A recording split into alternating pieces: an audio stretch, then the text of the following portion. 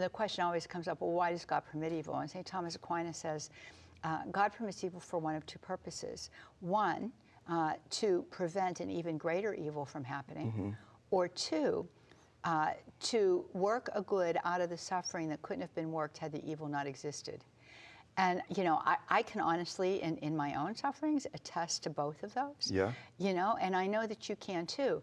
But when the suffering comes, keeping that mindset. Right. Right? And knowing that either God's preventing something worse, or there's a grace in this that is going to be absolutely magnificent.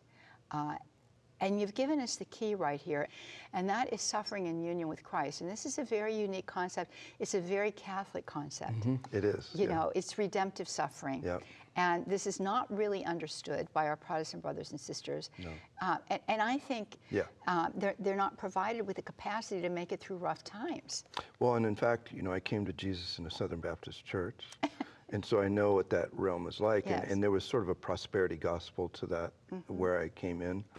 But my suffering in the church, because my first church I ever attended split, which is a sort of a Protestant issue. And that's when I went through the New Testament and began to memorize. And I actually typed out every single passage that dealt with suffering. And I categorized them according to spiritual suffering and physical.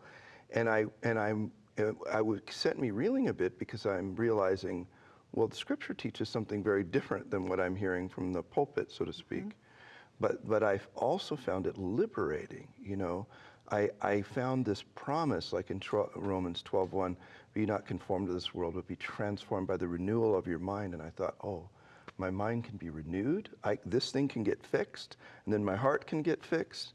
And just learning this way of conforming our hearts and minds to Christ. But all of that said, it did equip me to have a reason for suffering, but nothing like the Catholic Church. I mean, all of those passages are really open up in a dramatic and glorious fashion in the Catholic Church, because we have this, you know, the great theologians and the wisdom of all of the saints to open these, you know, windows of beauty to us, or these vistas of beauty to us. And honestly, I made a good bit of progress, you know, as a Protestant.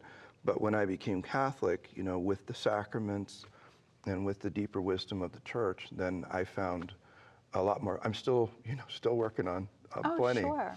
But I found, I think, ultimately a glorious reality that helps me, even to this day, deal with the junk that still lingers occasionally. Yeah. Well.